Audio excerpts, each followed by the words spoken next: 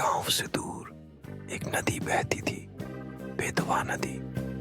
पर अब वो सूख चुकी थी। सालों से एक बूंद पानी नहीं।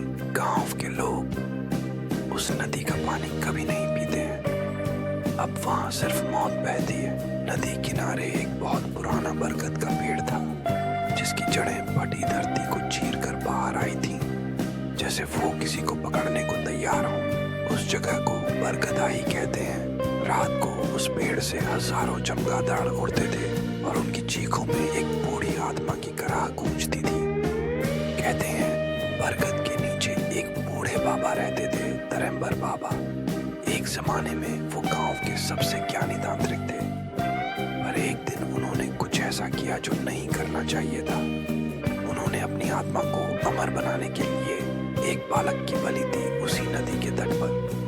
नदी में खून भर गया और उसी रात से नदी सूख गई। बाबा की आत्मा बरगद से बंध गई।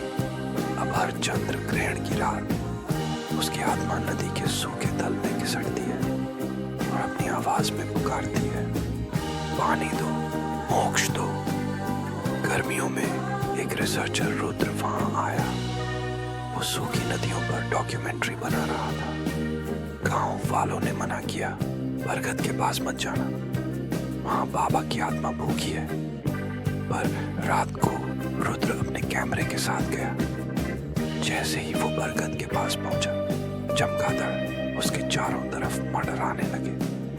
कैमरा ऑन किया और स्क्रीन पर झलक आई एक कंकाल जैसी बूढ़ी छाया, खून से लथपथ कपड़ों में।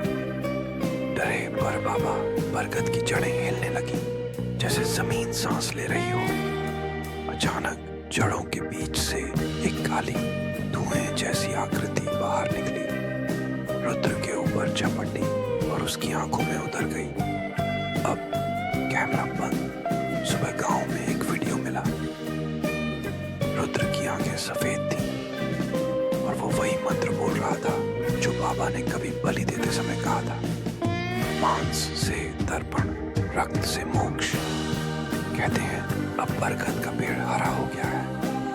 नदी में कभी कभी पानी की बूंदें दिखती हैं, लेकिन हर रात एक नई चमगादड़ मरती है और हर ग्रहण को एक इंसान गायब हो जाता है। गांव वाले अब उस नदी को पवित्र नदी कहते हैं, और जब भी कोई अनजान व्यक्ति वहां आता है, बरगद की जड़ें फिर से हिलने लगती हैं और उसके पैर को पकड़ लेती हैं।